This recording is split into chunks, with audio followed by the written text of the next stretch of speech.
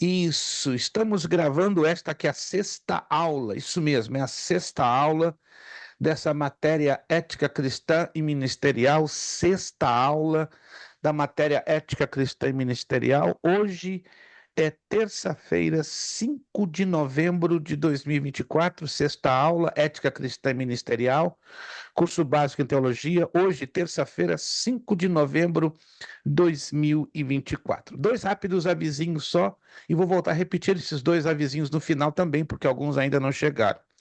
Esta matéria vai fechar exatamente no dia 19 de novembro. 19. Então vamos contar com 8 aulas. 19 de novembro, tá? Na penúltima terça-feira do mês de novembro, estamos fechando essa matéria. Isso quer dizer que no dia 26 estaremos começando uma nova matéria. Então fiquem ligadinhos, já estaremos, obviamente, próximos do dia 20, entre 18 e 20, já providenciando o envio da nova apostila. Segundo avisinho, peço por gentileza, por favor, que todos vocês, na medida do possível, eu sei que alguns têm uma vida muito corrida, não deixem de lerem as postagens no grupo. Em alguns casos eu faço a postagem no grupo, em outros casos eu posto diretamente no privado do WhatsApp do aluno, né? Dependendo da situação que eu quero apresentar, que eu quero me comunicar. Então eu peço por gentileza que estejam bem ligados, né? Por favor, bem ligados. Eu sei que, repito, para alguns de vocês é um pouco difícil estar sempre observando lá no grupo, mas pelo menos no dia da aula, que é terça-feira, né? E no meio da semana, como entre quinta e sábado, dê uma checadinha lá no grupo, tá? Para estarem atualizados das informações, de toda e qualquer notícia ou informação com respeito às nossas aulas e ao curso. E também no seu privado, porque, repito, vai haver situações e ocasiões que eu quero me comunicar. Eu preciso me comunicar com o aluno, né, de forma direta, particular e individualizada, então eu vou fazer a postagem diretamente no seu privado do WhatsApp. Todos entenderam a minha petição? Todos entenderam? E isto, que é importante que a gente continue mantendo a comunicação, porque para ter um mal-entendido basta uma falta de comunicação básica, entende? E até mesmo, se me permitem dizê-lo, está dentro da nossa matéria, né? A ética cristã e ministerial. Nós vamos, nas duas próximas aulas, né, praticamente as duas aulas finais, nós vamos entender que prestar contas, como já falei anteriormente, faz parte de um princípio ético básico, né? Eu presto contas a vocês, não é? Que é normal um professor, um diretor de uma escola prestar conta aos alunos dos movimentos do curso.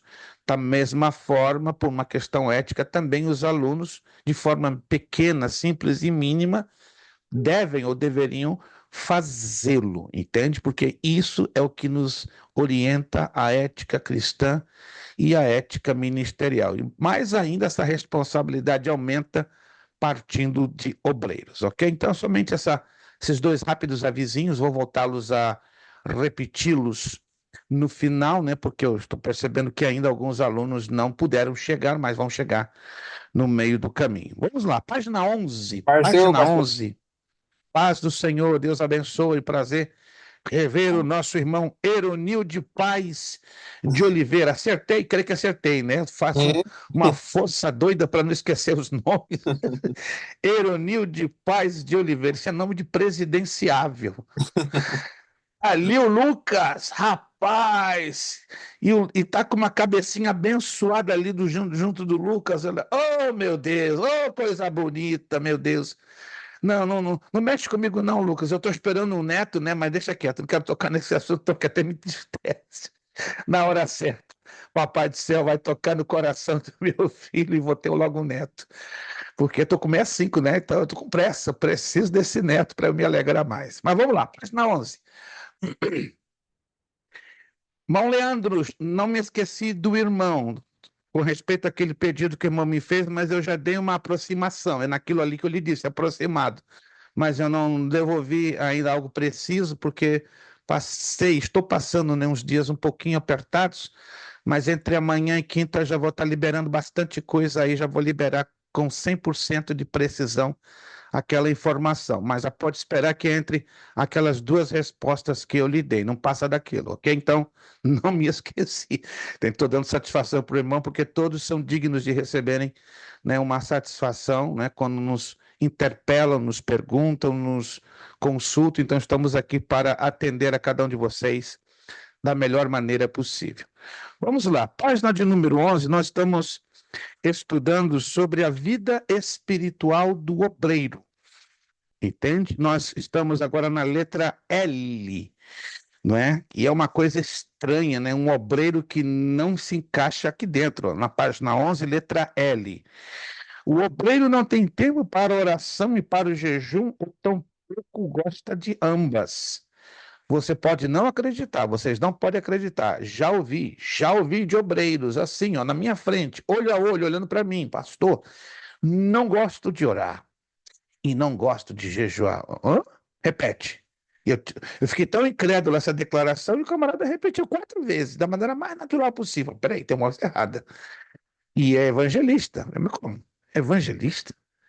Não gosta de orar? Não gosta de jejuar? Então tem um negócio aí que não, entende? Não está encaixando. E eu fiquei quieto. Como eu conheço pouco a ele, não me senti na liberdade nem de humildemente, carinhosamente, dar uma orientação bíblica. Mas isso é um pouco preocupante e isso acontece, acreditem vocês ou não, bastante. Obreiros que não gostam de orar e de jejuar. Deixa eu explicar bem rapidinho à luz da Bíblia, não é necessário, né? Porque muitos de vocês têm aprendido isso com seus líderes. Oração fala de relacionamento com Deus.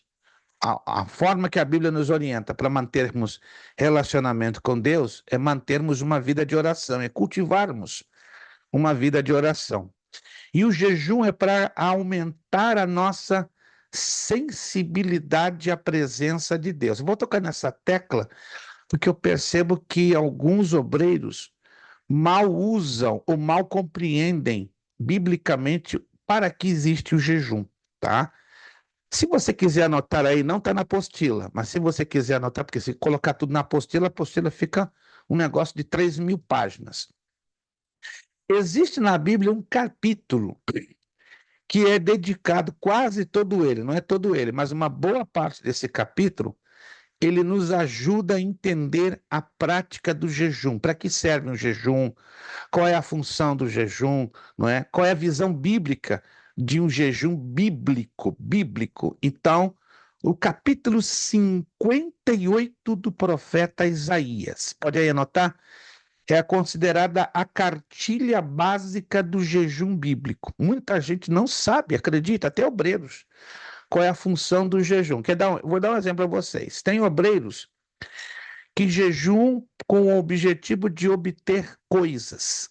Obter um carro, eu vou jejuar para obter um carro, eu vou jejuar para obter uma casa própria, eu vou jejuar para ter meu documento de legalização. Opa! As pessoas estão confundindo a função do jejum com a função da oração. Orar é uma coisa, jejuar é outra coisa. Então temos que entender biblicamente as duas funções. Ainda que caminhem lado a lado, mas eles trabalham de forma como separada. Então hoje eu estou percebendo obreiros estão fazendo misturas sérias, não é?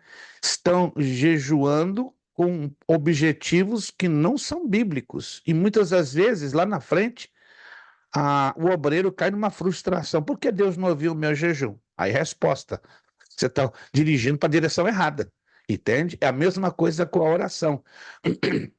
Por que Deus não está ouvindo a minha oração? Está orando na direção errada e nos moldes ou nos métodos errados que não tem nada a ver com a palavra de Deus. Então anote aí se possível, jejuar não é para você e eu obtermos coisas, entende? Não.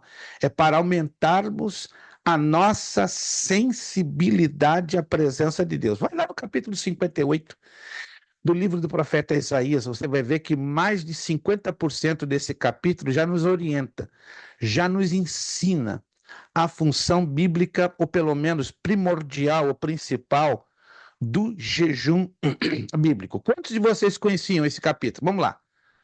Gostaria de saber. Só um ou dois? Rapaz do céu, três. Uau, quatro. Só quatro? Meu pai, não, não é possível. Só quatro de vocês? Conheci cinco, melhorou, seis. Então, ou seja, um número muito pequeno. Então, você anote aí, porque esse capítulo, por estranho que pareça, ele é um pouco desconhecido. Não deveria. Não deveria. Então, ele tem que ser anotado, tem que ser considerado. Vou repetir, o capítulo 58, livro do profeta Isaías. Quase 50% dele, ele é orientado, dedicado para nos ensinar, para nos direcionar a função, o caminho que devemos tomar e usar o jejum, entende? Não é? Repito uma vez mais, se você ouvir algum obreiro ensinar que para obter coisas tem que jejuar, não está encaixando, então, com o capítulo 58 do livro do profeta Isaías. Eu não quero fazer disso um pequeno estudo bíblico, mas é um rápido esclarecimento. Biblicamente existem três tipos de jejum. Três. Só para sua informação. Se quiser anotar, não é matéria para prova, mas só para você ter como informação bíblica. O jejum total, o jejum parcial e o jejum restritivo. Vou repetir: jejum total, jejum parcial e jejum restritivo. Qual a diferença dos três? Jejum total, abstenção completa e total de líquido, beber, não é? E de comida, alimento sólido. Esse é o jejum. Desculpe. Esse é o jejum total. O jejum parcial é abstenção, basicamente, de líquidos, porém comendo. Ou seja, a pessoa se abstém de beber, mas continua comendo de alguma forma. E o restritivo, ele é selecionar alguns alimentos que o indivíduo vai se abster de comê-los por um certo espaço de tempo. Pode ser por 3 dias, 4 dias, 10 dias, 3 semanas, um mês, 2 meses. Esse é o chamado jejum restritivo, não é? Ele dá restrições a certos tipos de alimento. Agora vamos a alguns rápidos exemplos bíblicos. Jejum total, abstenção completa e total de beber e de comer. Aonde lemos na Bíblia? Na Bíblia temos dois casos. Alô? Dois casos. Não existe um terceiro, não existe um quarto e não existe um quinto. Só existem dois casos. Anote aí. Alguns vão se lembrar, outros não vão se lembrar. Moisés e Elias. E lembra-se quando Moisés subiu para receber as tábuas no Sinai? Ele esteve lá em cima 40 dias e 40 noites na presença do nosso Deus. E está escrito na Escritura que ele não comeu e nem bebeu. Evangelista Alexandre, por gentileza, participando. Ô, pastor, o senhor está dando o meu estudo aí que eu estou ministrando lá em Naugataque, e em Que Radford. legal, que Nós estamos falando bem. sobre o jejum, tanto em Radford quanto em Naugataque. E o próximo estudo em série que a gente ministra, e o próximo vai falar Uhum. sobre os tipos de jejum, esse tipo que o senhor falou aí. Já Que passamos alguns lindo. jejum, o propósito do jejum, para que Yep. serve, agora vamos falar sobre os tipos de jejum. Você já está Rapaz, ó, adiantando aí já. que lindo. Ó, como o Espírito Santo é lindo, gente. Hoje, essa temática me martelou forte. Desde que acordei, meu Deus, ó, me martelou pesado. Eu falei, não, vai ter alguma utilidade eu falar desse assunto hoje na aula, né? Porque tá ligado, né? De uma certa forma com a aula, né? Mas me incomodou. Desde 7 da manhã está me martelando, agora estamos entendendo, né, que o objetivo é dar uma visão bíblica, um esclarecimento bíblico. O outro caso de jejum total foi praticado por Elias. Elias, se você se lembra, né, quando Elias estava ameaçado pela ímpia rainha dos Sidônios, Jezabel, ela disse: Ó, amanhã, esta hora, escreve aí, que eu estou atrás de ti. Aí, pernas para que te quero. Fugiu Elias. E ele ficou desanimado, né? Entrou em depressão. Aí ficou deitado debaixo de um sicômoro. De repente, quem acorda Elias? Um anjo. Vai lá um anjo, bum, dá um toque forte no Elias, ó. O Elias, quando abre os olhos, tinha um pedaço de pão assado e um cântaro de água. E diz a Escritura que com aquela comida, ou seja, com aquele pão e com aquela água, ele caminhou 40 dias e 40 noites ao Horebe, e não bebeu e nem comeu. Agora, é importante deixar claro, o jejum total, esses dois casos registrados na Bíblia, foram debaixo de condições sobrenaturais. Deixo bem claro, ninguém consegue, humanamente falando, abster-se de beber e de comer por 40 dias. Não existe. Tem uns doidos aí que têm tentado fazer isso e morrem no meio do caminho. Cuidado. Não vamos tentar Deus. Só porque está escrito na Bíblia, você tem que buscar ter sabedoria, inteligência espiritual. Porque a Bíblia registra especificamente estes casos. Você tem que ler o pano de fundo. Ali foram ações sobrenaturais de Deus sobre aqueles homens. Ninguém além de Moisés e Elias jejuaram de forma total por 40 dias e 40 noites. O Ô, organismo pastor, humano não suporta. Sim, ô, pastor, e Jesus que jejuou 40 dias e 40 noites, depois ele foi levado ao deserto para ser tentado. é o que eu vou falar agora. É o que eu vou falar Ah, agora. Ali foi o jejum parcial. Se o irmão ler com atenção, lá em Mateus capítulo 4, né? O capítulo 4 tem que ficar isso bem esclarecido. Se a gente não ler com atenção, a gente vai falar o que a Bíblia não fala. Hum, hum. Vamos lá, Mateus capítulo 4. Mateus capítulo 4, versículo 1. Se você nunca observou isso, eu chamo a sua atenção para observar e anotar. Muito importante. Mateus capítulo 4, versículo 1. Então foi conduzido Jesus pelo Espírito ao deserto para ser tentado pelo diabo. Agora preste atenção, versículo 2, Mateus 4, 2. Estão ligados? Mateus 4, 2. E tendo jejuado 40 dias e 40 noites, depois teve fome. Alguém percebeu aqui um detalhezinho? Não? Aqui está falando que ele teve fome, mas o texto não diz que ele jejuou abstendo-se de líquido. Olha que interessante, porque a Bíblia nos dá discernimento e sabedoria para concluirmos o que está nas entrelinhas. Irmã Gleice. Pastor, jejum de Esther também foi total, né? Porém, foi por 3 dias. Aí sim, é outro assunto. 3 dias é perfeito. Por quê? O jejum total de 3 dias cabe como luva no corpo humano, porque o corpo humano consegue suportar falta de bebida até 72 horas. Tem uns corajosos aí que tentam 4, 5 dias, mas dá um problema. Problema sério de desidratação. Sim, irmão Joel. Teve um pastor com uma igreja aqui mesmo. O pastor estava trabalhando assim do púlpito e dois atrás dele para pegar ele, porque ele estava em jejum, não sei quantos dias.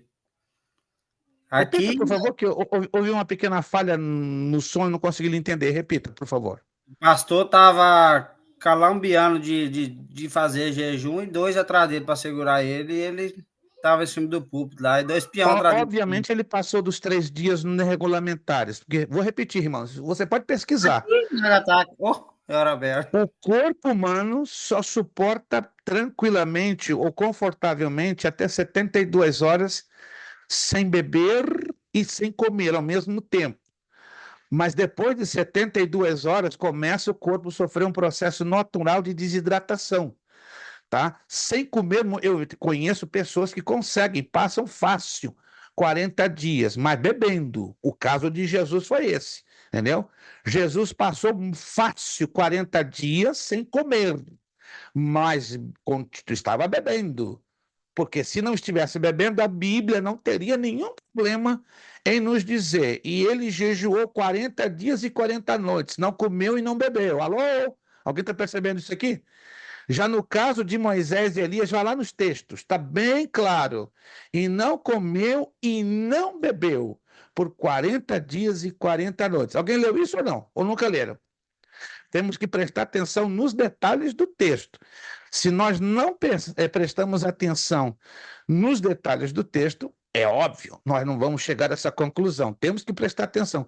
Cada texto tem os seus detalhes, e cada detalhe já nos ajuda a explicar e a dar-nos o entendimento e a correta interpretação. O jejum de Esther, como falou nossa irmã Gleice Kelly, foi total, porém dentro dos 3 dias. Outro exemplo de jejum total, só que dentro dos 3 dias. E o jejum restritivo? Aonde na Bíblia lemos? Adivinhe, vamos lá se alguém sabe. Daniel, Só que aí temos um problema, um grave problema. Há uma má interpretação terrível sobre o jejum de Daniel. Se você estudar, escute, isso aqui é sério. Se quiser anotar, anote. Não vamos tomar muito tempo para ficar falando dessa temática, porque temos muita coisa ainda a abordar. Mas é importante deixar isso claro. Daniel jejuou 2 vezes. Uma vez, aliás, na verdade, ele jejuou uma vez, segundo a Escritura, tá? Que foram 10 dias. E hoje tem uma moda estranha, não é? O jejum de Daniel, 21 dias. Mas onde está escrito esse jejum de 21 dias? Daniel orou, clamou, pediu uma ação de Deus num espaço de 21 dias. Alguém já leu isso ou não? Alô? Não fala de jejum ali. Não fala, irmãos. E aí inventaram essa história de jejum de Daniel de 21 dias. Não existe isso. Na Bíblia não existe. Existe sim que Daniel clamou, orou, pediu e Satanás se colocou no meio do caminho para atrapalhar a chegada da resposta. Alô? Isso aqui é sério. Eu ouço demais os pastores falando isso. Jejum de Daniel, 21 dias. O jejum foram de 10 dias. 10. Capítulo 1 de Daniel. Alô? Capítulo 1. Pode anotar aí, por favor. Capítulo 1 de Daniel. Está ali, ó. 10 dias. E a restrição foi os manjares da mesa do rei de Nabucodonosor. Ou seja, Daniel não comeu, né, as especiarias da mesa do rei. Então ele se lançou o quê? A se alimentar de legumes, de vegetais, de água. E aí o seu semblante, como também dos meninos, ficaram mais reluzentes. Mas cuidado com esse negócio de jejum de Daniel de 21 dias, porque não existe. É uma má interpretação, é um desvio, é uma distorção gravíssima, que eu repito e bato nessa tecla forte. Canso de ouvir demais no YouTube, nas igrejas onde eu visito, eu fico horrorizado. Esse povo não está lendo direito a Bíblia ou eu estou com um problema de cabeça? Irmã Gleice, teria alguma pergunta que eu vi irmã Gleice ali gesticulando e eu não dei a oportunidade? eu só ia complementar o que o pastor disse, que, na verdade, ele fez um propósito, né, que a gente chama de propósito, de não comer dos manjares, as coisas do rei, né? Isso é chamado de jejum restritivo, ou seja, que tem restrições a certo tipo de alimentos. Irmãos, está compreendido a questão dos 3 jejuns? Alguma dúvida? Está bem entendido? E os que puderem anotar, por favor, anotem. Anotem porque, a menos que a sua memória seja 10 vezes melhor do que a minha não é. A minha memória, ó, é isso aqui, tá? Mas se você puder anotar, tá? Jejum total.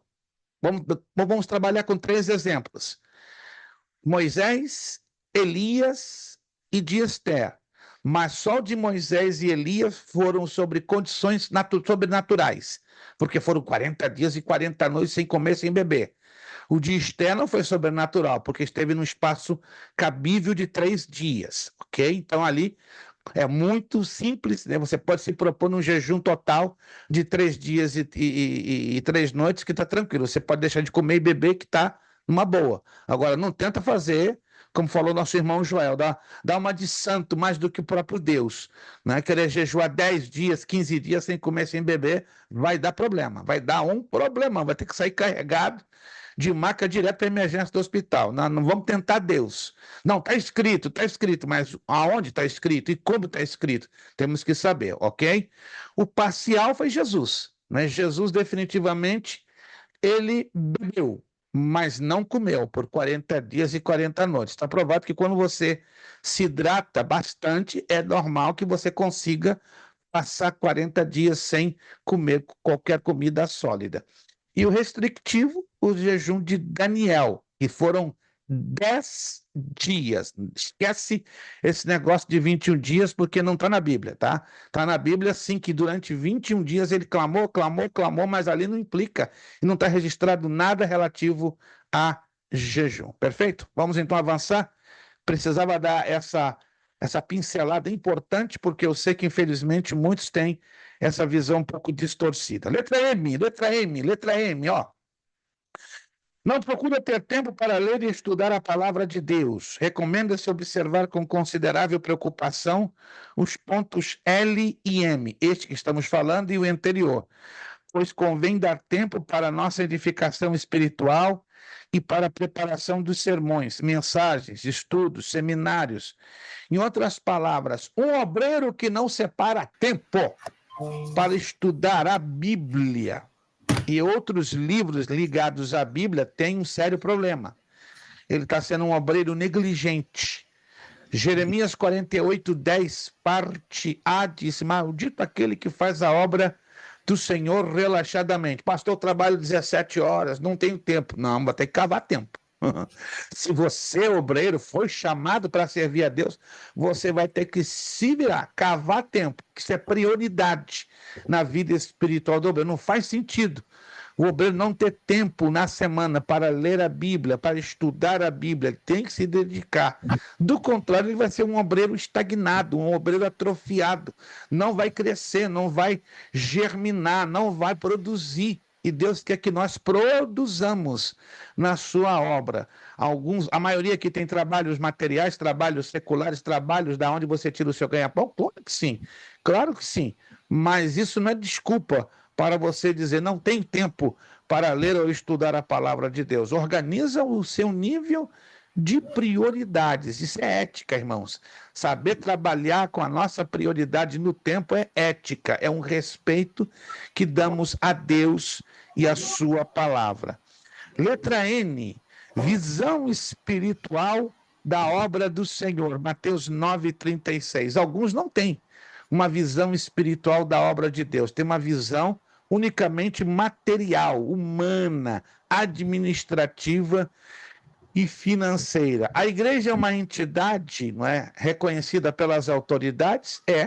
Precisa-se de administração numa igreja? Claro, mas a visão de um obreiro, acima de tudo, tem que ser o quê? Espiritual, tem que entender que o reino de Deus se move no campo do espírito, né? No campo da espiritualidade. Por isso que o obreiro tem que ter visão para identificar o que vem da parte de Deus e o que não vem. Vamos lá, número 5. O obreiro, sua saúde e seus cuidados. O obreiro deve ter cuidado com a saúde sobre vários aspectos: físico, emocional, nervoso, mental e psicológico. Terceira carta de João, versículo 2. Vamos lá na terceira carta de João. É conhecido, né? Bastante. Lá pertinho do livro do Apocalipse. Terceira carta de João. Terceira carta de João. É pequenininho. Só tem versículos. Terceira carta de João, versículo 2. Pequenininho, só tem 15 versículos. E o versículo 2 diz: amado, desejo que te vá bem em todas as coisas e que tenhas saúde, assim como bem vai a tua alma. Olha só. Como é importante o obreiro se preocupar com a sua saúde e ter cuidado sobre elas. Trabalhar na obra de Deus é importante? Muito. Trabalhar materialmente também é importante, porque o seu ganha-pão, você tem que manter a sua casa, você tem que afrontar os gastos da sua casa, da sua sobrevivência, alimentação, vestimento, aluguel, mortgage, etc. Mas você não pode desmerecer esse aspecto tão importante na vida do obreiro, ó. Que o obreiro tem que saber o seguinte: suas limitações humanas. Aí entra a letra A, fatores hereditários. Alguns obreiros têm problemas de saúde e eles são hereditários. E ele precisa reconhecer que ele não é um super-homem, que ele tem o quê? Limitações na sua estrutura física e humana. Letra B. Hábitos formados, adquiridos ou cultivados. Um hábito se leva de 21 a 28 dias para você cultivá-lo, como o hábito de leitura, o hábito de comer certos alimentos. Você não adquire um hábito assim, ó, no estalar de dedos. Tá? Se você não tem um hábito de comer saudavelmente, e o médico estaria dizendo, pare de comer junk food, ou seja, comida lixo. Mude agora, faça uma dieta, procure perder peso, tá? Procure eliminar o excesso de carboidrato, colesterol do seu corpo, né? Para alguns é difícil. Não, pastor, não adianta. Eu sou amante de uma picanha com aquela gordurinha violenta, eu como para ficar doido. Olha lá, o Joel. Joel não brinca com a idade, não, Joel. Tu tá com 18, né? Eu estou com Não vou ficar doido, não, 65. porque é bom demais, moço. É bom demais, mas o tempo, mas a idade cobra a fatura, meu amigo. Ó, eu tenho 65. Isso aí eu fiz nos meus 30, nos meus 40, né? Fiz a ponto de me lambuzar. E eu estou pagando hoje, né, uma fatura, né? Estou colhendo o que eu semeei. Então hoje eu estou limitado demais. Não estou reclamando, né? Mas Deus teve misericórdia de mim. Hoje eu estou com alguns probleminhas de saúde, estou me cuidando o máximo, né? Mas aprendi, ó, fechar a boca. E no que eu fechei a boca, em 2 meses, Deus me abençoou, perdi 41 libras, né? Você não me viram. Antes de novembro do ano passado, eu era uma bolinha, né? Literalmente, né? Como diz minha esposa, né? Eu era fofinho. Eu era bem fofinho, mas depois de novembro, dezembro, eu deixei de ser fofinho, né? Mas ainda preciso perder peso, ou seja, tive que me cuidar. Porque se eu não me cuidasse, uma médica americana disse: você vai sofrer um infarto, porque o seu colesterol está alto, sua diabetes está agressiva, né? O senhor tem um pequeno problema cardíaco que adquiriu no Covid. Não é que eu estou arrebentado, não, irmãos. É porque a idade, no momento que você lá atrás não olha muito a consequência do que você come, é fatal, você vai colher, entende? Eu acho que aqui, eu vou falar com muita segurança. De todos aqui, a maioria, quase nenhum de vocês, talvez o irmão Alessandro, talvez, que eu vejo, ou o irmão Ricardo, não sei, ou o irmão Ailson, de vocês três, não vão alcançar a minha idade, 65, porque Jesus vem antes. Para a alegria de todos nós, vai vir antes. Então, o Alessandro, fica tranquilo, que o irmão não vai passar por esse vale que eu estou passando, não. Fica tranquilo, irmão Ailson, o irmão não vai passar pelo vale dos 65. Ricardo, ó, fica tranquilo, tu não vai passar pelo vale dos 60. Talvez o pastor, não, pastor Anderson não, perdão, o pastor Anderson é jovem demais, não, ele não vai passar pelo vale dos Agora você me 65. assustou, pastor. Como é que é? Agora você me assustou. Deixa esse vale comigo, deixa esse vale comigo. Estou batendo essa tecla, né, porque nós temos que cuidar enquanto podemos, não é verdade? Não é porque eu sou jovem, eu como de tudo. Amém, glória a Deus, é um privilégio. Eu comia de tudo, né? Doce, picanha, churrasco, carne de porco. Judeu comendo carne de porco, eu sou convertido, gente. Judeu convertido comia como carne de porco. Amava. Mas as circunstâncias da vida me ensinaram a mudar os hábitos para a gente ter qualidade de vida, não é verdade? Se eu quero servir a Deus com qualidade de vida, então eu tive que tomar uma medida. Não, eu vou mudar todos os meus hábitos. Então, meu irmão, pare para pensar com carinho, né? Hoje você está aí bem, bonitão, forte, com plena saúde, mas se não cuidar, né, do seu corpo, na sua alimentação, não tem um ditado que o crente morre pela boca, igualzinho o peixe? Então nós temos que ter cuidado com o que nós comemos. Não estou desanimando aqui você vai parar de comer, não. Continue comendo, mas procure trabalhar com hábitos saudáveis, comer com qualidade. Ô, pastor, Interessante aqui, sim.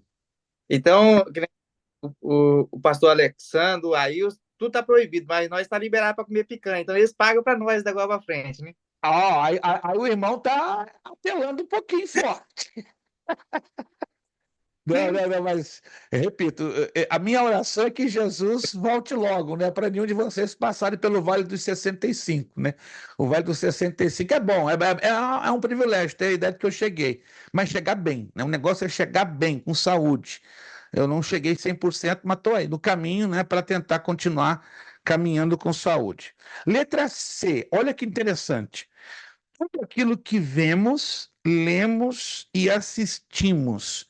Isso chama-se a poluição espiritual através dos nossos olhos, né? É muito importante, irmãos, que nós tenhamos cuidado. Hoje em dia, com a tecnologia e o mundo nas nossas mãos, através de um aparelho celular e de um tablet ou iPad, nós temos acesso ao mundo inteiro. E pior do que o mundo, nós temos acesso ao que é podre que este mundo oferece. Alguém que está me entendendo, não? Então nós temos que ter muito cuidado, não é? No passado, há 30, 40 anos, diziam que televisão era o caixão do diabo. Por quê? Porque se ensinava nas igrejas que era pecado ter televisão. Hoje está liberado. A maioria das igrejas e ministérios liberam, mas os obreiros, alguns, perdem o seu controle de vida. Estão lá assistindo programas pesados, não é? Com conteúdo pornográfico, ou conteúdo de muita violência, né? Eu conheço um diácono que ele adora, ama filmes de Halloween. Que isso, meu irmão? Eu tive que sentar com carinho com ele. Como é que você pode gostar de filmes de Halloween, que tem adoração e invocação plena a demônios e a Satanás? Ele ficou assustado. Não faz sentido, você é um diácono. E desculpe, eu não sou seu pastor, mas sou seu professor, seu mentor educacional. Então, humildemente, eu te digo, você está num caminho perigoso. Então, você está poluindo a sua mente, né? E que nós tenhamos que ter a nossa mente guardada para Cristo. Então, cuidado, obreiro. Com todo carinho, eu falo a cada um de vocês. Cuidado com tudo aquilo que vemos, com tudo aquilo que lemos ou assistimos, né? Porque a boca fala do que o coração está cheio, disse Jesus em Lucas 6,45. Mas para encher o coração, muita coisa entra por aqui, pelos olhos. O livro de Provérbios diz, né, que os olhos é a candeia do corpo, então temos que ter muito cuidado com aquilo que os nossos olhos veem. Tudo aquilo que fazemos ou agimos, também é outra coisa, temos que ter muito cuidado com os nossos hábitos, com as nossas ações. Tudo aquilo que pensamos. Tem obreiro que tem um problema de mente poluída 24 horas, não consegue manter a sua mente com as coisas do reino. Não estou dizendo que você é obrigado a ficar 24/7 ligado no trono, mas seguir o conselho que Paulo dá aos Filipenses no capítulo 4, versículo 8. Vamos lá? Filipenses 4:8. Você já passou por esse texto? Você já conhece esse texto? Mas o Espírito Santo nesta noite pergunta: você está exercitando a prática desse texto? Inclui a mim. Filipenses capítulo 4, versículo de número 8. Quanto ao mais, irmãos, tudo que é verdadeiro, tudo que é honesto, tudo que é justo, tudo que é puro, tudo que é amável, tudo que é de boa fama, se alguma virtude, se algum louvor, nisso pensais. 6 coisas que a minha, a sua e a nossa mente devem estar ocupadas. Olha só. Primeiro, tudo que é verdadeiro. Segundo, tudo que é honesto. Terceiro, tudo que é justo. Quarto, tudo que é puro.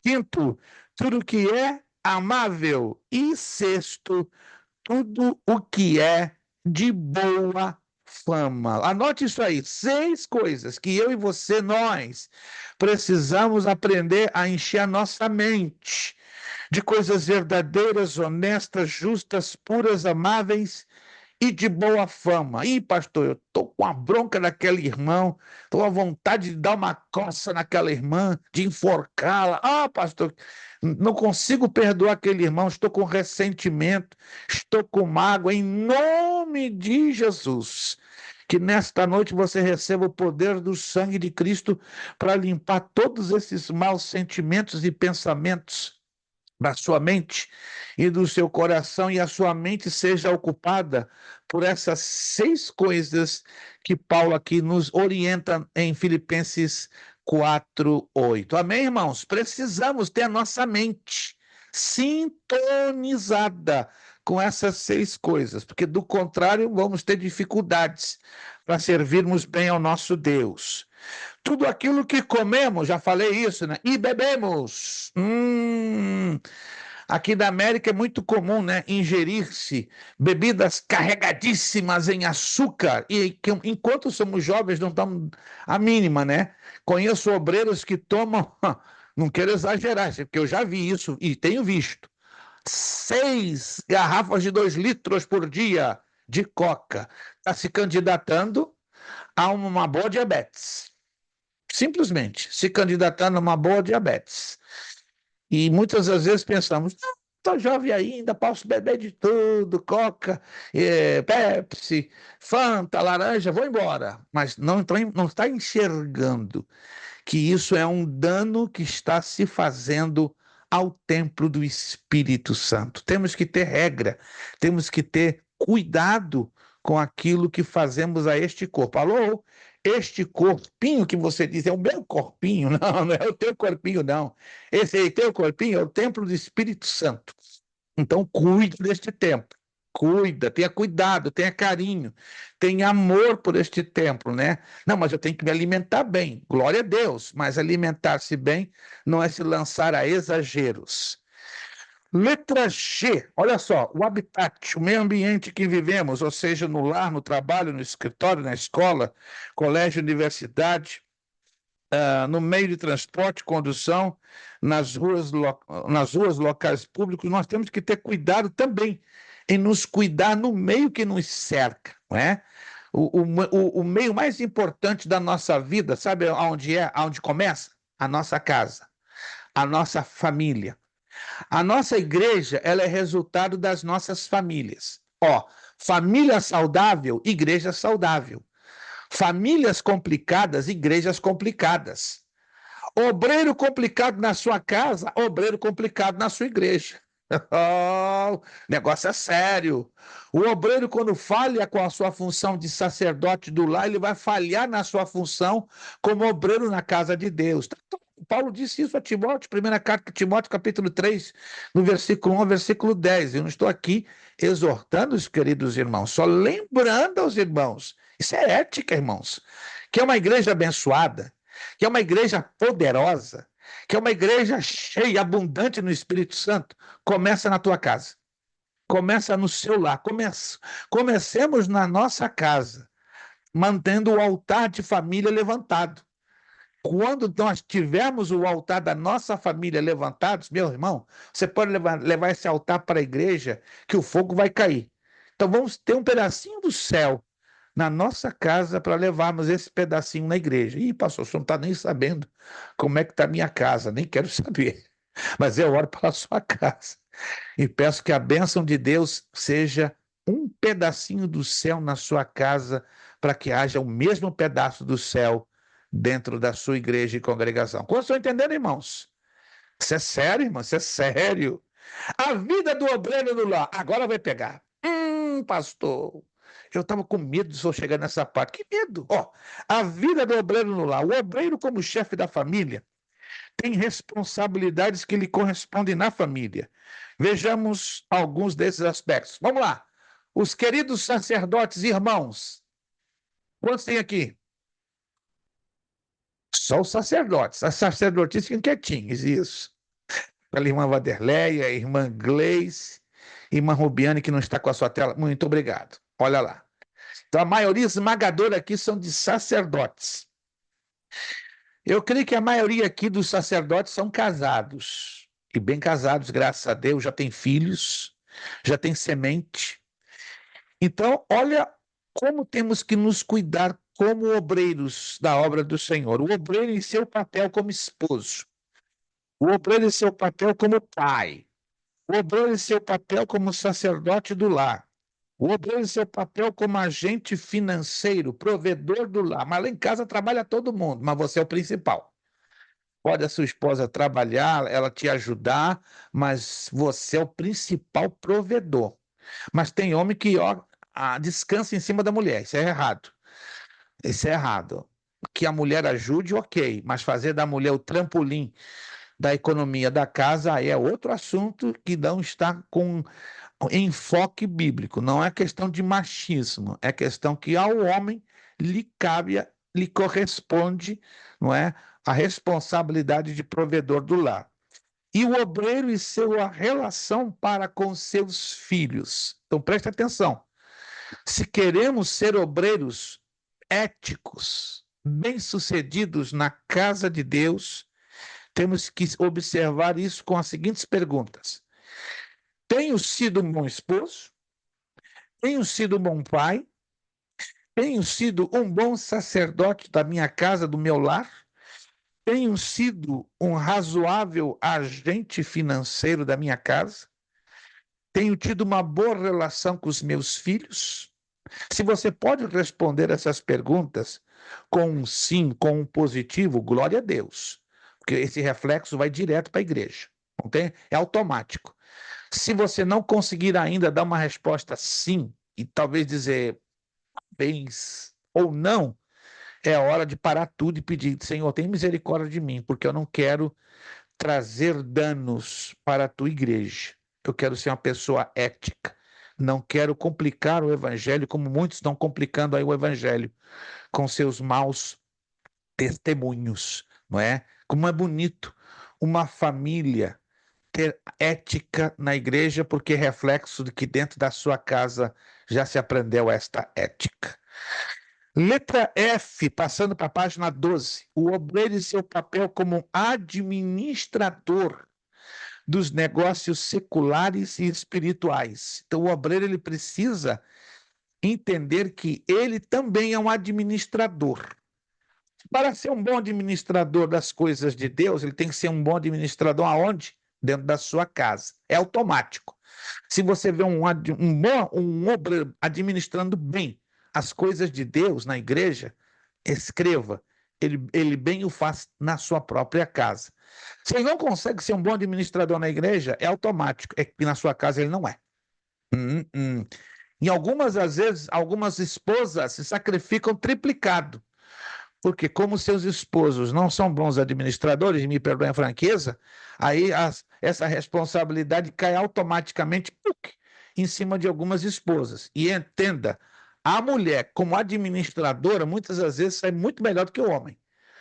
Mas é um peso. A mulher não deveria levar esse peso, porque ela já tem o peso de cuidar da família, de cuidar do esposo, de cuidar dos filhos, de cuidar de tantas outras coisas. Então tem homens que não enxergam esse pecado, que é um pecado. Jogar toda a responsabilidade às suas esposas na administração da sua casa. Todos estão entendendo, irmão? Todos estão me entendendo isso. Então não sacrifique a sua esposa. Não maltrate a sua esposa.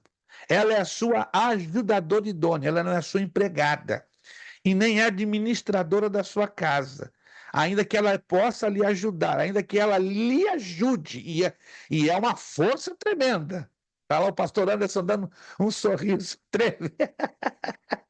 Eu falo com carinho e liberdade porque eu conheço a família já há algum tempo, né?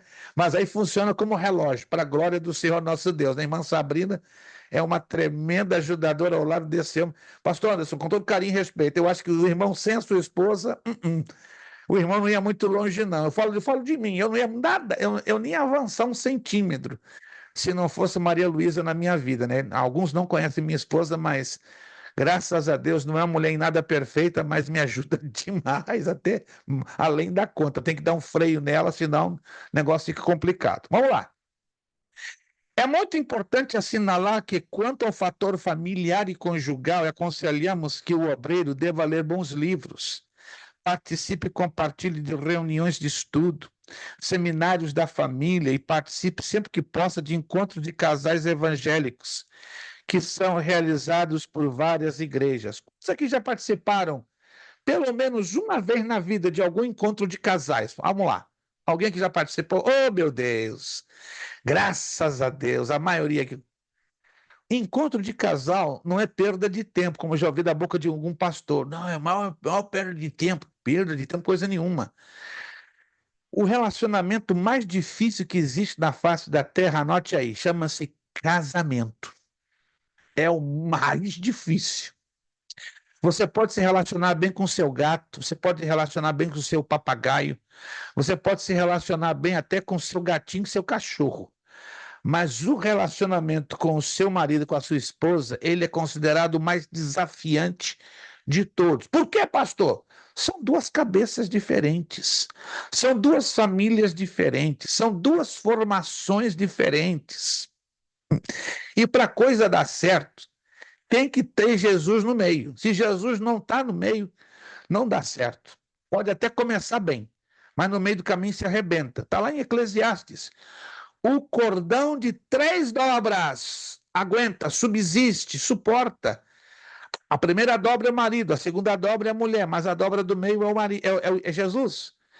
E o encontro de casal ou de casais, o que ele faz? O que ele proporciona? Um renovo, uma abertura de mentalidade, apresenta meios para minimizarmos as diferenças e os atritos naturais que há no casamento.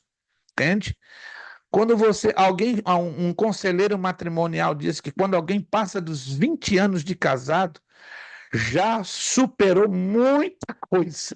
Até antes de chegar aos 20 anos, ainda está num processo que pode ser considerado, em alguns casos, bem difícil, não é? A adaptação entre o marido e a mulher, tendo a delicadeza de não machucar ou ferir emocionalmente os filhos, né?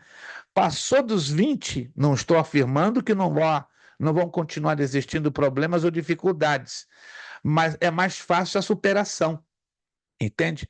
Deixa eu fazer aqui só para título de curiosidade. Quantos aqui têm 5 anos de casado? 5. Ô, Wallace, tá? Ô, pastor, ô, Joel, tá na lua de mel, tá na lua de mel. Não, o áudio tá fechado já, só estou ouvindo os teus lábios, não estou ouvindo. Eu ainda não sei ler lábios. 7 já, moço. 7.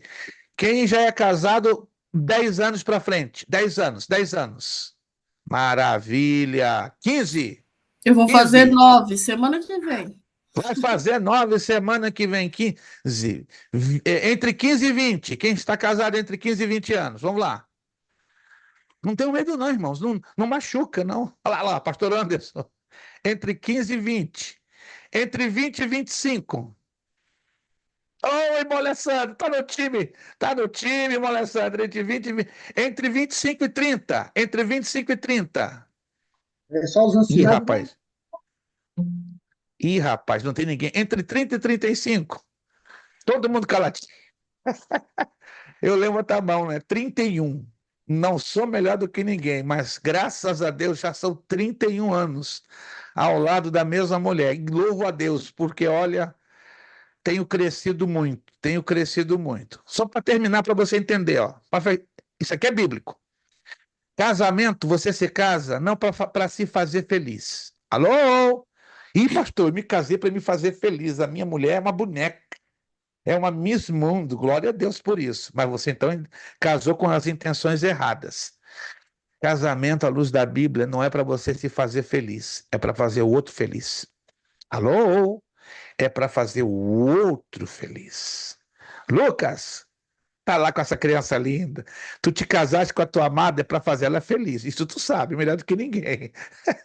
Irmã Vanderleia só se casou com o irmão Gilson para deixar ele sorrindo o dia inteiro. Às vezes ele dá raiva, é natural, né? Vai chegar um momento, cara, consegue desganar esse homem, né? Mas é só vontade, esganar você não consegue, porque ele é o amor da sua vida. Irmãos, que coisa linda, né? Quando Deus está no meio. E aí nós conseguimos superar todas as lutas e dificuldades e desafios que trazem a vida matrimonial. Número 7. O obreiro e a sua autodisciplina. Um negócio agora vai pegar. Isso quer dizer que ele deve manter um autocontrole, domínio próprio, que é um fruto do espírito, da moderação e da serenidade.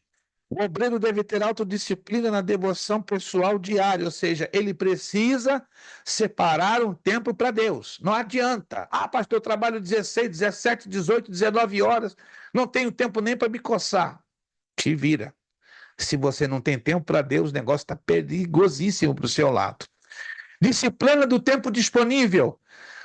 Temos que aprender a separar tempo para Deus. Letra B, o obreiro não tem um patrão no sentido humano. Ele é o seu próprio patrão e amo, no sentido da autodisciplina, claro. Letra C, ele necessita possuir um planejamento de suas atividades de modo geral. Se você trabalha, se você acorda cedo para ganhar o seu pão, você precisa ter um planejamento. Não precisa o pastor de não. Então, como é que você vive a sua vida? Desorganizada, fora de controle? A Bíblia nos ensina que Deus ama a organização. Deus é amante da organização, ainda que seja básica, bem básica, mas Deus aplaude o obreiro que se esforça para ser organizado. A letra D, a organização é uma vantagem da qual o obreiro não pode abrir mão, pois ajudar-lhe-á a ter uma eficiente agenda pessoal, mantendo um cronograma de suas atividades, visando dessa forma uma boa administração de seu tempo precioso. Vejamos na prática. No caso dos líderes, dirigentes de igreja, se assim for necessário, no gabinete ou escritório pastoral, na residência pastoral com a sua família ou fora dela, deve ter tempo para o aconselhamento, orientação pré-matrimonial, noivado, deve ter tempo para realizar visitas, deve ter tempo para preparar sermões, estudos bíblicos, reuniões com os departamentos da igreja, para os artigos nos periódicos, boletins da igreja, ter o cuidado na escolha de referências para os sermões que ministrará a igreja. O obreiro necessita tempo para descanso. O pastor não tira férias há mais de 10 anos, tem que lutar para descansar um pouco, se ninguém é de ferro, dá curto-circuito, dá problema, dá estresse, entende? Eu sei que alguns obreiros, por força de necessidade dos seus trabalhos e profissões, não conseguem, eu sei disso, é complicado, mas temos que lutar, batalhar, nos esforçar para ter um tempo de férias, pelo menos uma semana de férias, quando e sempre que possível. Deixa eu ver aqui. Sim, o obreiro tem que ter cuidado na escolha de referências para os sermões que ministrará a igreja. O obreiro necessita tempo, repito, para a sua família, recreação, férias, principalmente com a sua família. O obreiro deve disciplinar seu eu, ou seja, seu próprio espírito. Isto envolve implicamente o coração e o linguajar. O obreiro necessita ter domínio próprio, isto é, disciplinando o seu corpo, incluindo o apetite físico e espiritual. O tempo não me permite, mas tem obreiros desordenados que maltratam as suas esposas nesta área. Meu amor, vamos namorar hoje? E namora com a esposa de domingo a domingo e faz da mulher, com todo respeito. Temos que entender que a mulher é um corpo frágil. Temos que aprender a respeitar. Homens desenfreados nesta área, me permito com muito respeito dizê-lo, não agradam a Deus. Vamos cuidar bem das nossas esposas. Pedro fala sobre isso, cuidando como um vaso frágil, certo? Mas tem maridos que maltratam mesmo, faz das suas esposas gato e sapato. E não é assim, irmãos. Temos que ser... Eu sei que o homem tem um apetite sexual, às vezes, um pouco acelerado, e deixa assustadas as mulheres, as esposas. Mas a questão é ter maturidade, conversar e manter o equilíbrio entre o casal. Não, se eu não agrado o meu esposo dessa maneira, ele pode correr o risco de adulterar com outra. Não, isso não existe. Havendo oração entre os dois, havendo conversação entre os dois, pode-se chegar a um acordo para que não hajam excessos, abusos, de alguns esposos nesta área, porque até nisso, irmãos, temos que ser controlados, temos que ser cuidadosos, temos que ser criteriosos, porque a palavra de Deus assim nos orienta e nos ensina. Quantos estão entendendo, gente? Eu estou falando aqui a pessoas maduras, a maioria aqui são casados, a maioria. Então, vão entender perfeitamente que eu estou usando uma linguagem codificada. O obreiro deve ter autodisciplina também quanto às finanças, ou seja, compras, dívidas, pagamentos e investimentos. Eu não sei se vocês sabem, as Assembleias de Deus do Brasil é um exemplo. Outras igrejas e denominações também estão fazendo. para separar um cooperador, um diácono, para separar uma pessoa que está na porta. Algumas igrejas no Brasil, sabe o que elas estão fazendo? Checando a situação creditícia e financeira, ou seja, será que esse obreiro está devendo na praça? Será que esse obreiro deu calote, esse futuro candidato a obreiro deu calote ou coisas dessa natureza? Quem sabia disso? Quem sabia disso? Tem igrejas que estão fazendo esse tipo de investigação. E é coerente, irmãos, porque, fale, nosso querido irmão evangelista Alexandro. O pastor, lá na nossa região, Presbiteriana Assembleia de Deus, o senhor já Sim. citou aí, se o nome tiver no SPC ou Serasa, não é consagrado. Quando a gente vai para ser consagrado, tem o processo, né? Passa os estudos, né? São mais ou menos 6 meses de curso.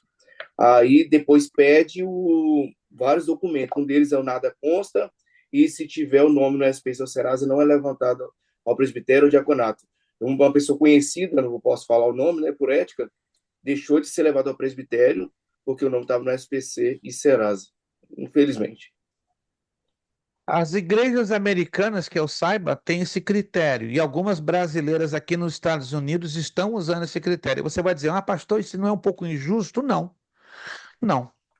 A menos que o obreiro, entenda bem o que eu vou lhe dizer, perdeu o seu trabalho, sofreu um revés dessa natureza e caiu em dívidas de maneira involuntária. Aí é outro assunto.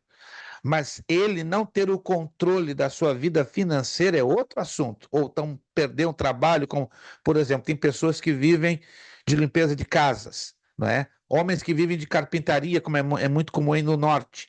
E aí o trabalho cai, ou o trabalho arreia, e aí muda, né, as entradas, o income, entende? Isso pode afetar.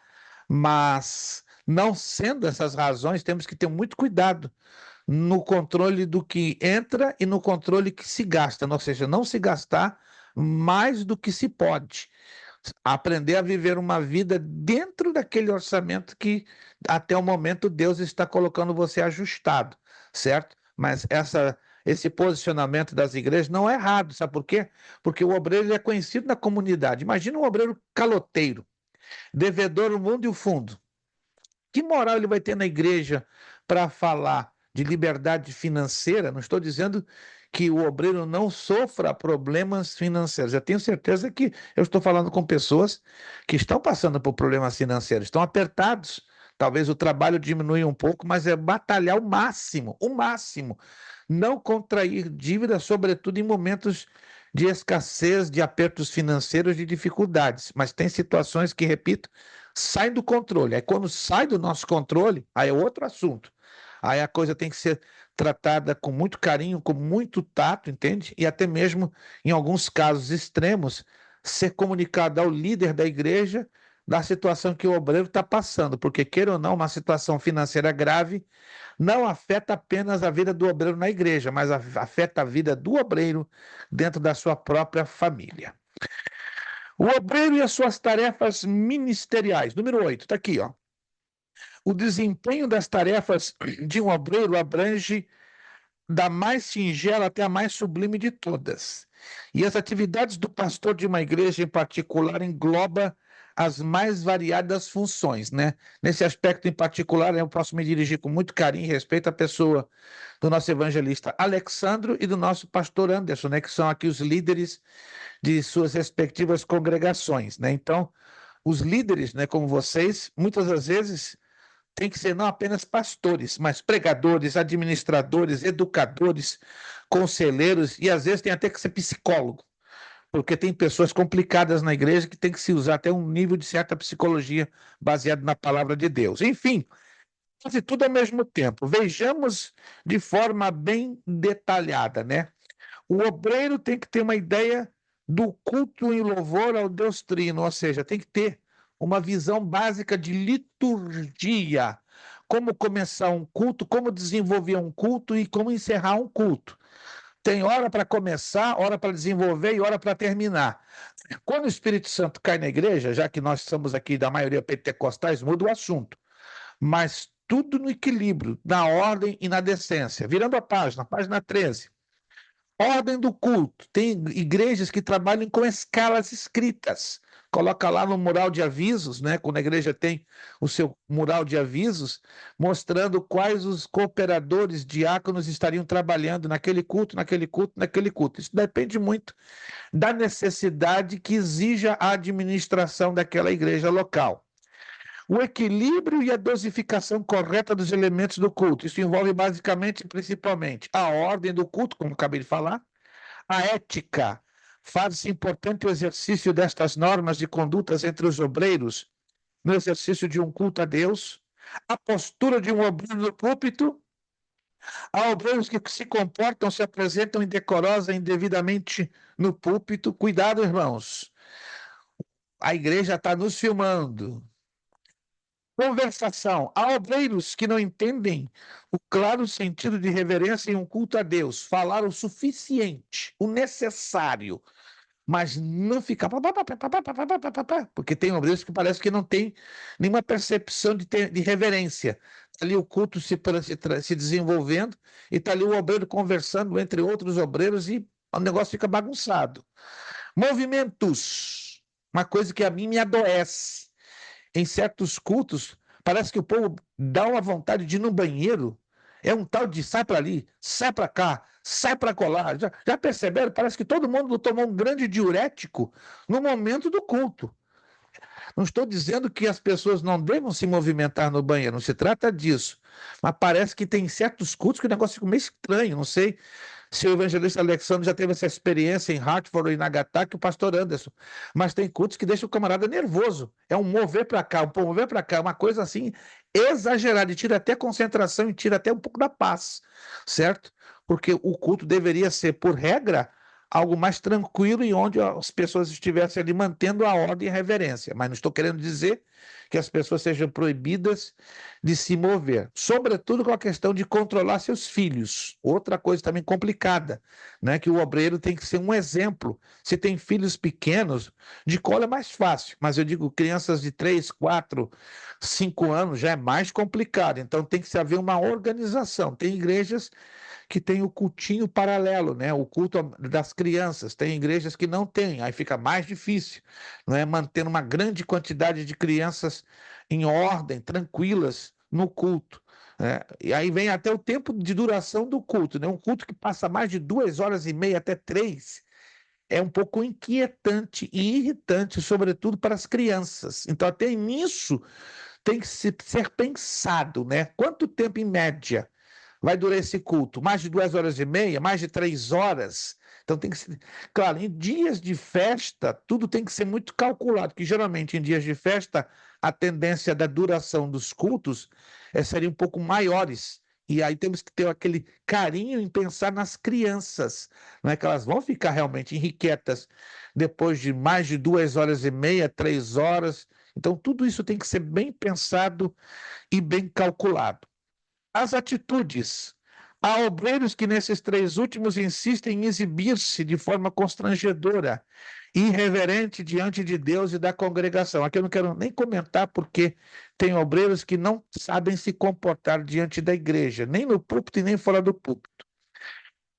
Aqui eu quero bater essa tecla. A importância do trabalho dos diáconos introdutores em algumas igrejas e denominações, estes últimos são conhecidos como auxiliares de trabalho, ou recepcionistas nos cultos, à exceção dos diáconos, os demais, ministerialmente falando, são considerados, na maioria das igrejas, de obreiros auxiliares, não ordenados.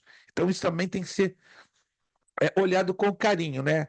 Depende de cada igreja, né? Tem igrejas, pelo seu tamanho e necessidade, tem o chamado corpo diaconal, e esse corpo diaconal tem que ter um líder, né? Ou um diácono, ou um presbítero, ou um outro obreiro de hierarquia maior. Mas qual a importância de um corpo diaconal?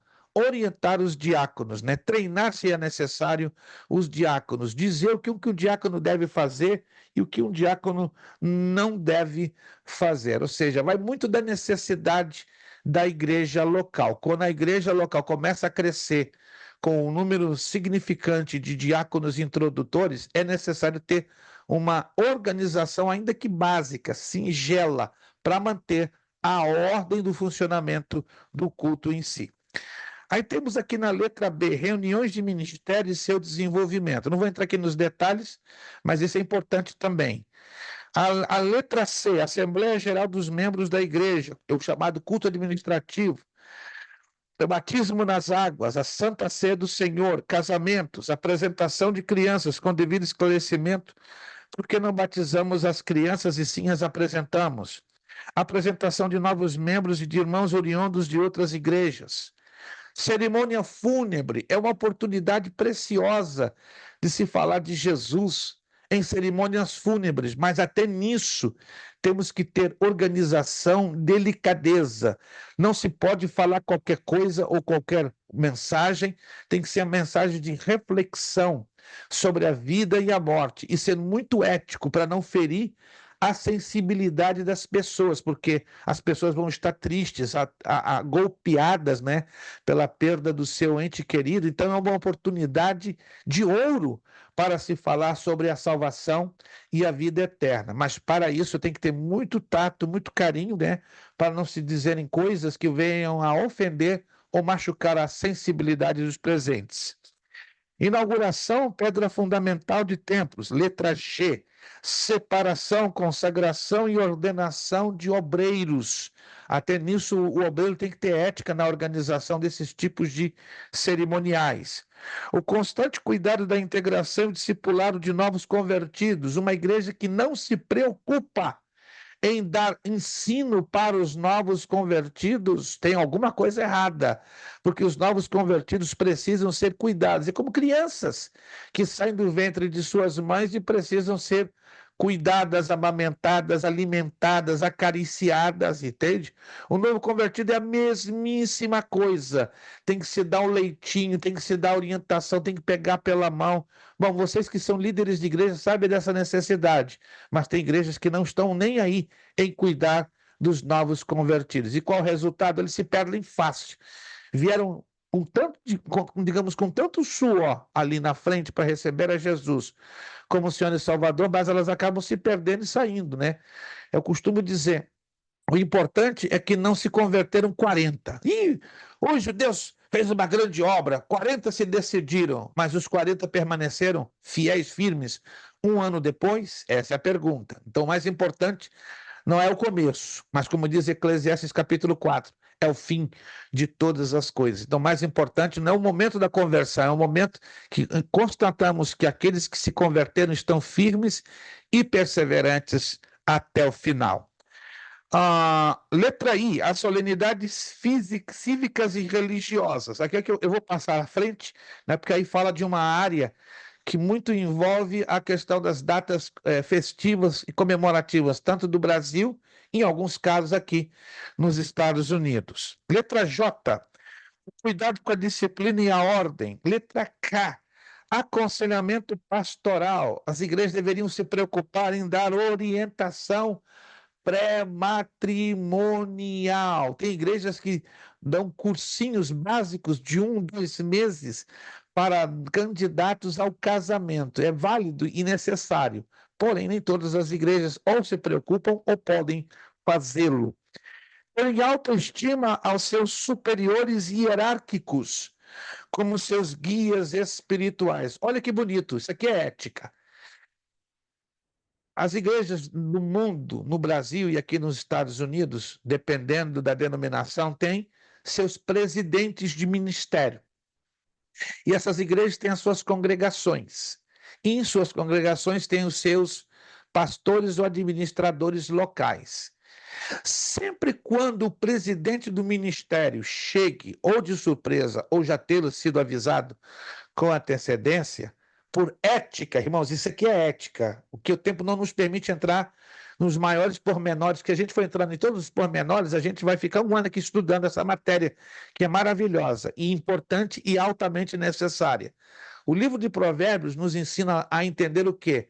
O dar a honra a quem está na maior responsabilidade. Aí chega o presidente do ministério, o que o líder da igreja local deve fazer por ética? Entregar a direção do culto na mão do presidente do ministério. Está aqui o nosso presidente, ele agora vai continuar na direção do culto. Isso é ética, irmãos. Isso é honra. Isso é respeito. Na maioria dos casos, né, o presidente do ministério toma ali um tempinho e também por ética, o que ele faz? Ele devolve a palavra ao dirigente ou ao pastor local. Todos vão me entender, irmãos? É a necessidade de se entender isso. O mundo espiritual trabalha numa hierarquia. Exemplo, tá aqui o pastor Anderson e o evangelista Alexandre. Eles são pastores, são líderes nas congregações que lhes foram confiadas da parte de Deus para cuidar.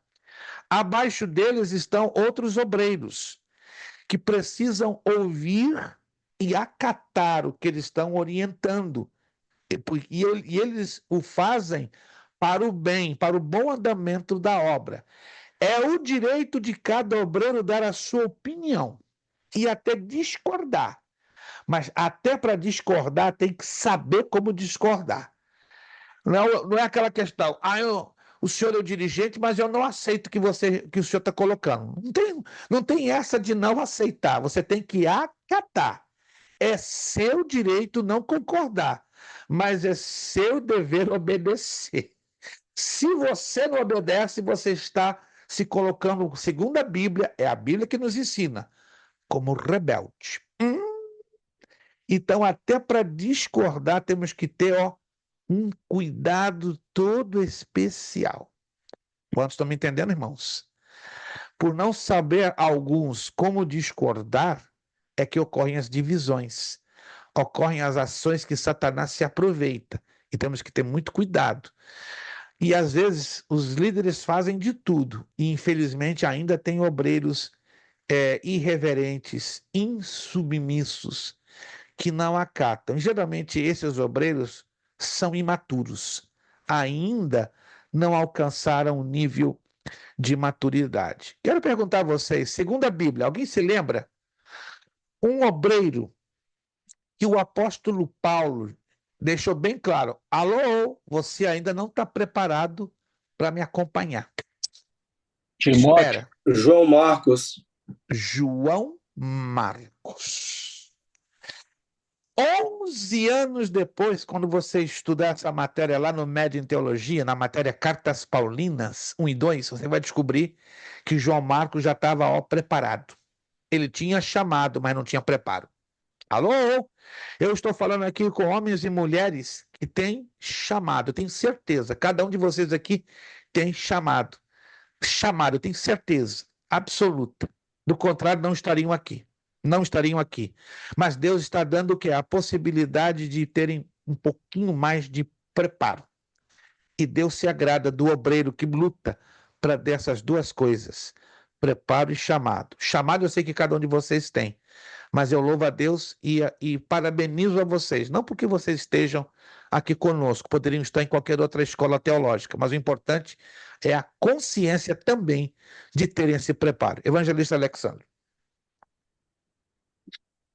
Pastor, dentro desse tema, aproveitando que nós temos bastante pessoas da nossa congregação, e a maioria são obreiros e cooperadores, na verdade todos são obreiros e cooperadores, eu louvo a Deus pela congregação, pelos irmãos, que o Senhor presenteou a igreja dele, não a mim, mas a igreja dele com obreiros éticos, até os que são mais novos que chegaram têm a ética, a disciplina e a obediência, são obreiros obedientes e, como prova disso, têm crescido no ministério, porque Amém. Quem obedece, cresce.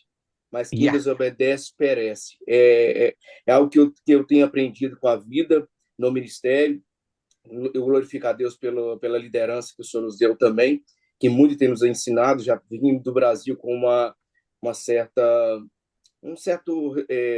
responsabilidade que a gente aprendeu já no ministério, e é continuidade daquilo que a gente aprendeu. Tem eu, o presidente Alessandro também, que é da mesma região nossa, de Patinga, e a gente sabe como que a gente aprendeu e continua aqui. Eu louvo a Deus pelos meninos, somente esses meninos estão chegando, né? Não vou falar, nós estamos mais tempo, mas sim estão chegando com maturidade, com comprometimento, respeito acima de tudo e temor a Deus. Isso eu louvo a Deus, e eu tenho visto esses meninos todos que estão chegando, eu falo menino porque na obra da gente, cada dia é menino mesmo, está aprendendo a cada dia, são obreiros que têm tudo para crescer, estão crescendo e vão crescer ainda mais para a glória de Deus. Então, eu quero deixar aqui meu agradecimento, minha gratidão e o meu respeito por esses homens que o Senhor tem levantado para estar lado a lado conosco nessa batalha, que não é fácil, não. Mas Deus tem nos dado homens fiéis para a glória de Deus.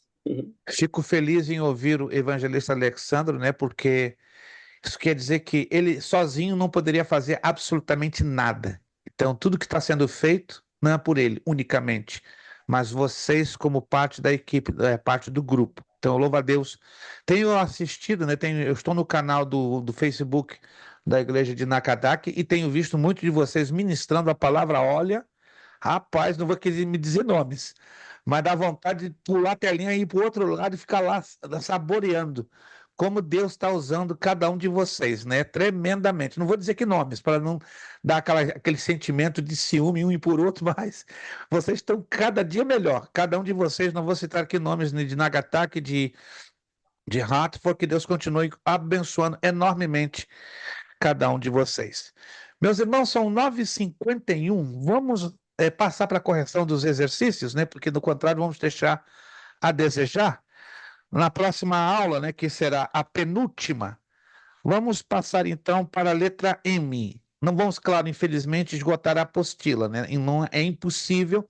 Então, a próxima aula a gente vai ter que apertar bastante no conteúdo, né? Porque vai ser a penúltima aula e a provinha vai acontecer no dia 19, que vai ser baseado nos exercícios que estamos corrigindo. Então, anote aí, né, que nós vamos, então, na próxima aula, né?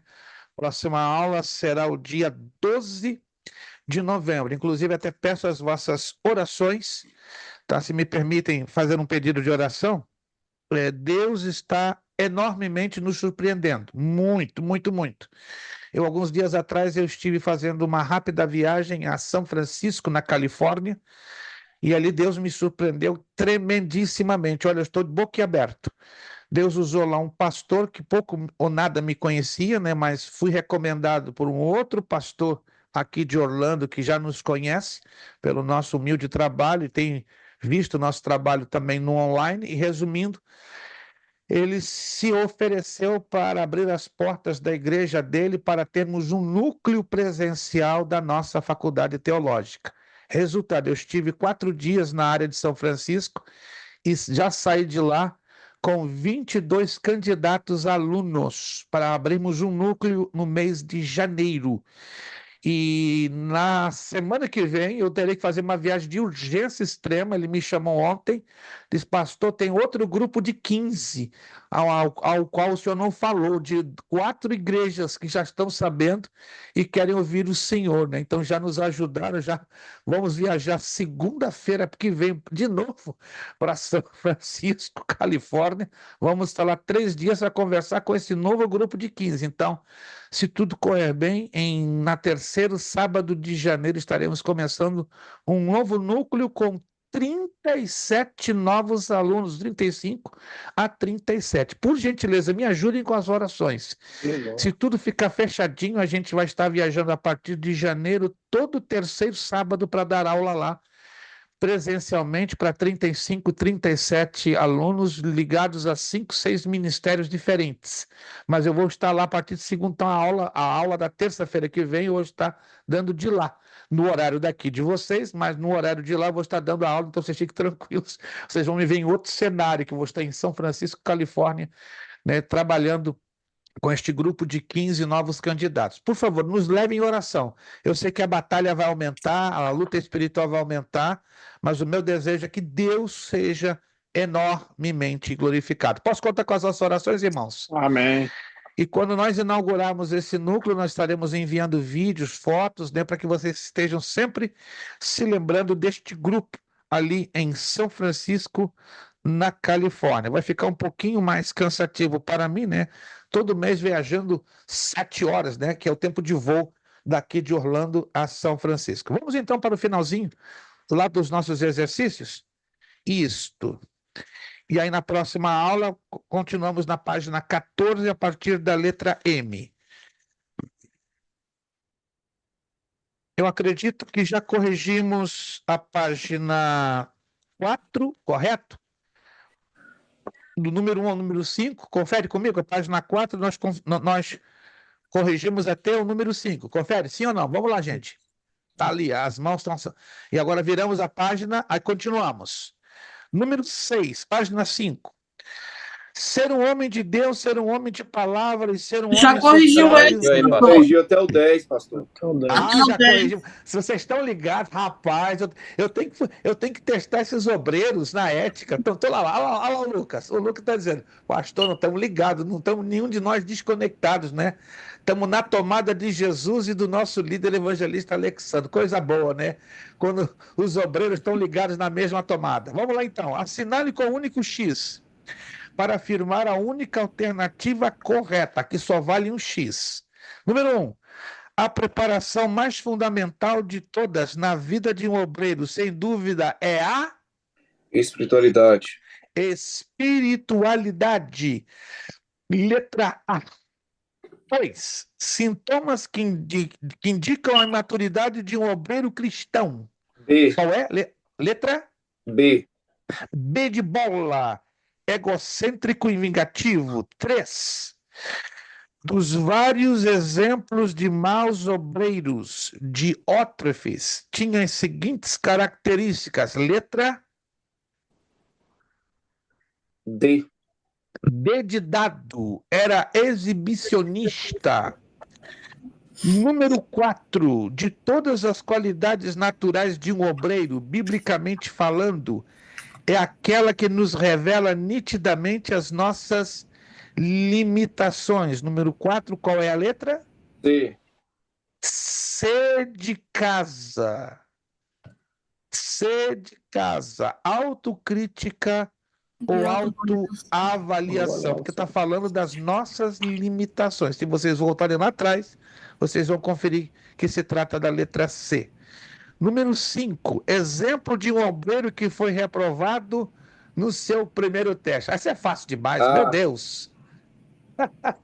Já dei de bandeja para vocês. Letra A, João Marcos.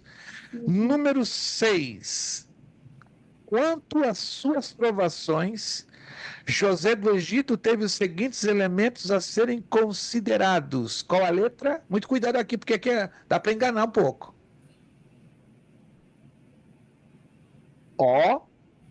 Pararam no caminho. A letra A? Letra A, exatamente. Dá para enganar. Se você não olha com a máxima atenção, você pensa que é a B ou a C. Mas é a letra A. Em meio à dificuldade, à imoralidade, à prosperidade e à caridade. Número 7, responda. Fale resumidamente em 2 ou 3 pontos sobre os deveres fundamentais do obreiro. Aí você pode escolher lá nas páginas 21 e 22. Volta lá na página 21 e 22. Aí você vai encontrar os deveres fundamentais do obreiro, tá?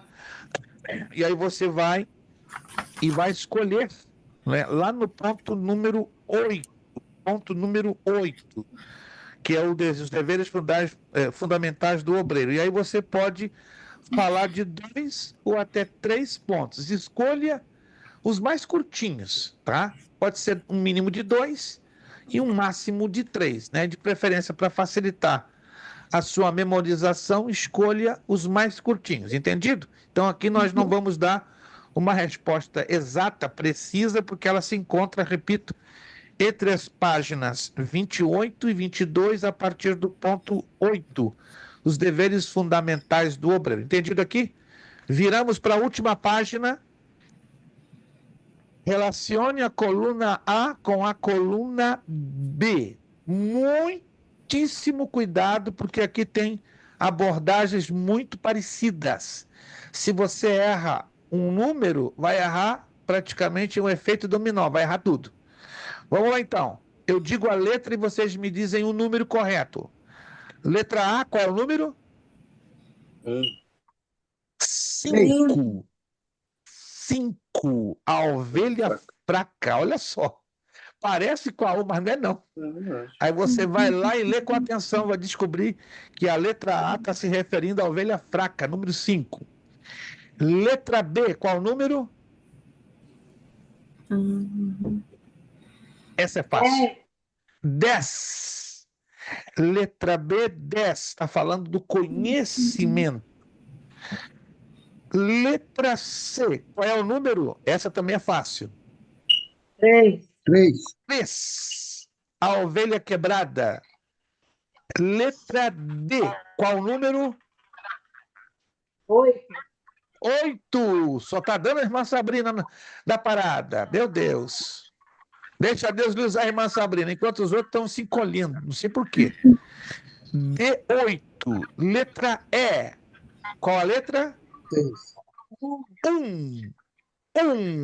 A ovelha perdida. Letra F. Qual o número? 7. 7. A ovelha forte. Letra G. Qual o número? 11. 11. Letra H. Qual o número? 6. Qual o número? Não ouvi direito? 6. 6.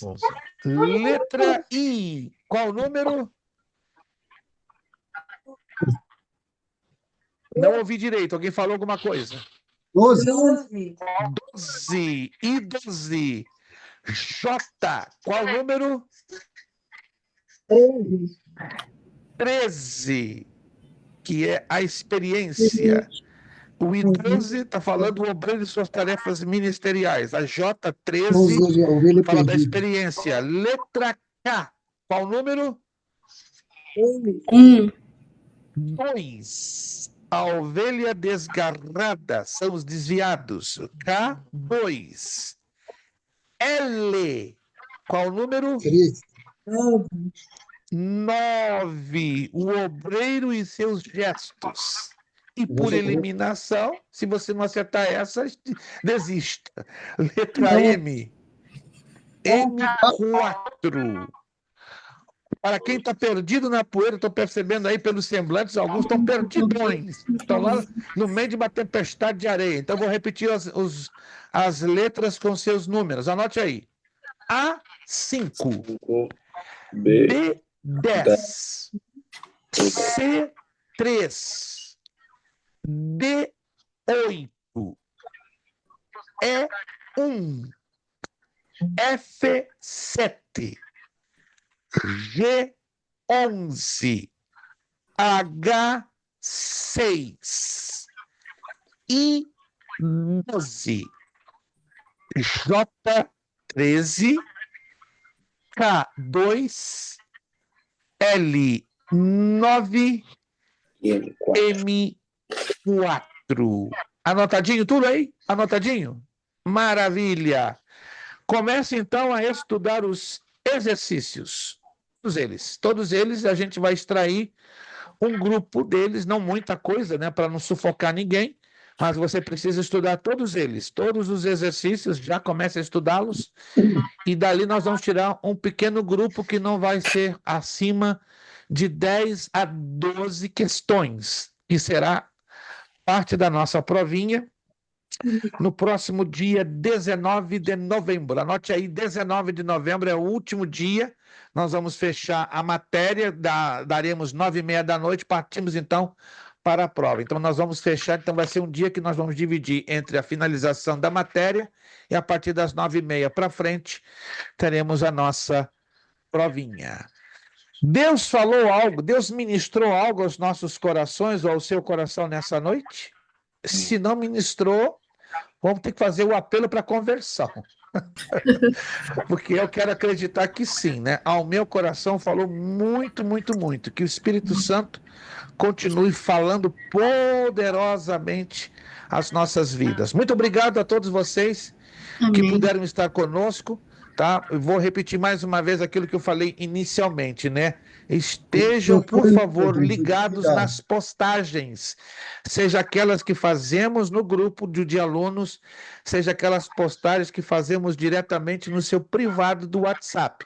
Eu estou tendo algumas dificuldades, não são com todos, com 1 ou 2 alunos, são poucos, mas que não estão participando da leitura fiel nas nossas postagens, seja no grupo dos alunos do WhatsApp, né, que você está inscrito, ou seja até mesmo no seu privado, porque quando a gente se comunica ou no grupo ou no seu privado, é porque é interesse nosso, né, manter a melhor comunicação possível, para evitarmos, né, os maus entendidos, as discrepâncias de informação, e estamos dessa forma nos ajudando uns aos outros. Vamos então orar ao Senhor, agradecendo a Ele por esta aula, que o Espírito Santo continue falando e nos ministrando de uma forma toda especial.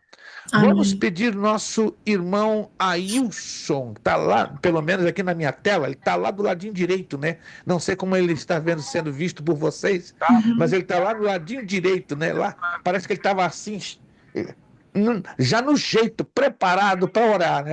Aí Deus me fez olhar para ele, o Espírito Santo, vai ser ele, está lá no cantinho, está perfeito, está na torre de vigília, não é testemunho de Jeová não, mas ele estava lá, preparadinho já para fazer essa tarefa. Então, nosso irmão Ailson, faça-nos a bondade e a gentileza de estar orando, agradecendo a Deus pela aula de hoje, e peço que vocês também estejam orando pela nação americana. Vocês sabem que hoje ocorreu, né, o exercício do voto, foi dia de eleições à presidência dos Estados Unidos, e a nossa oração é que Deus, não é, faça a vontade dele. Não estamos aqui como políticos, mas já que este país é a nação que Deus nos colocou para residirmos e vivermos e ganhar o pão e ter a nossa vida, temos que pedir com que Deus abençoe as novas autoridades que estarão governando por mais 4 anos. Irmão Joel, diga. Ele está com 100 pontos na frente dela. 98 pontos. Uau! 198 a 99. Uau! Vamos estar orando, irmãos. Nessa oração, se o irmão Ailson puder orar, seja lá quem ganhe, irmãos. Não estou aqui pondo a minha preferência política, porque eu sou apolítico, mas que seja feita a vontade do Senhor, né? Que Deus tenha misericórdia dos Estados Unidos da América, porque Deus dando sabedoria a quem quer que seja, vai haver paz, vai haver tranquilidade, né? O que tiver que acontecer no cenário profético vai acontecer, irmãos. Para bem ou para mal, o que está escrito para acontecer, vai acontecer. Ou com Trump ou com Kamala, vai acontecer. Mas o mais importante que eu e você, como a Igreja de Cristo, saibamos a nossa posição e fazer direitinho a nossa tarefa como servos de Deus. Irmão Ailson, orando, agradecendo e também apresentando as eleições americanas para que o nosso Deus seja glorificado fazendo a sua vontade. Irmão Ailson, orando. Oremos. Pai querido, santo Deus, nós te agradecemos, ó Deus, mais uma vez, ó Pai querido, por mais esse dia, Pai Santo, que o Senhor nos concedeu, ó Pai, de estar aqui, ó Deus, aprendendo um pouco mais da tua palavra, Deus. Meu Deus, que o Espírito Santo do Senhor completa, Pai, aquilo que nós necessitamos, aquilo que nós precisamos, ó Pai. Em nome de Jesus. Que o servo, a cada dia mais, ó Deus, instruindo ele, ó Pai, para que ele possa nos instruir, ó Deus querido, a sermos, ó Deus querido, pessoas capacitadas, ó Deus, à frente da tua obra, Pai Santo. Capacita cada um que está, Pai Santo. Em nome de Jesus. De bênção, Pai, instruindo, ó Pai. Que nós possamos, ó Deus, ser servos do Senhor, Pai. Que primeiramente nós precisamos entender, ó Pai, que nós necessitamos ser glória, servos, meu Deus. Que o Senhor, ó Deus, cumpra em nossas vidas, ó Pai, o que o Senhor tem prometido, nosso chamado, Pai Santo. E continua nos capacitando a cada dia mais, ó Deus Santo. Continua capacitando o teu filho também cada dia mais, ó Deus, com essa nova, Pai, turma que está para sair aí, ó Deus, querido, a partir do ano que vem, ó Deus. Continua abençoando, ó Pai, abrindo as portas, alargando as fronteiras do teu céu, Pai, para a honra e glória do teu santo nome, sim, meu Pai, Deus. Pedindo também, ó Deus, querido, pela nação americana, Pai Santo. A feliz é a nação que de Deus é o Senhor, Pai querido. Sim, meu então Deus. não importa, Pai, a pessoa que for, meu Deus, ser eleita, Pai, mas que o Senhor esteja com as tuas mãos, ó Pai, sobre esta nação, ó Pai querido. Em nome de Jesus. Ó Pai, esta nação debaixo das tuas mãos santas e poderosas, ó Deus querido, e que nós possamos ver o agir do Senhor, ó Pai, para a honra e glória do teu santo nome, ó Deus. Estende as tuas mãos, ó Pai, e abençoa, Pai, todo mal bate em retirada, Pai. Todo mal plantado no coração da pessoa, Deus, que irá conduzir esse país, meu Deus, caia por terra, meu Deus, e que o amor do Senhor, ó Pai, possa brotar, ó Deus, e fazer essa nação cada dia mais, ó Pai, em nome de Jesus. A tua presença, Pai Santo. Nós te pedimos, ó Deus, que nós cremos no Deus que nós servimos, ó Pai, e sabemos que o Senhor é capaz de fazer, ó Pai, só o Senhor pode fazer. É que nós pedimos crendo na nossa vitória, Pai Santo, em nome de Jesus. Amém. Amém, amém. Nosso lema para terminar tudo: seriedade, compromisso, disciplina, seriedade, compromisso, disciplina, seriedade, compromisso e disciplina. É necessário que ele cresça e que eu diminua. É necessário que ele cresça e que eu diminua. É necessário que ele cresça e que eu diminua. E a Deus damos o que? A honra, a glória e o poder, desse tamanho no coração de cada um de vocês. Tenha um ótimo final de terça-feira, abençoadíssima semana. Vejo vocês próxima terça, dia 12, falando diretamente de São Francisco, Califórnia, mas no horário de vocês e eu lá no meu horário. Muito obrigado a todos, a paz do Senhor e orando uns pelos outros. Feliz a nação cujo Deus é o Senhor. Muito obrigado, paz do Senhor.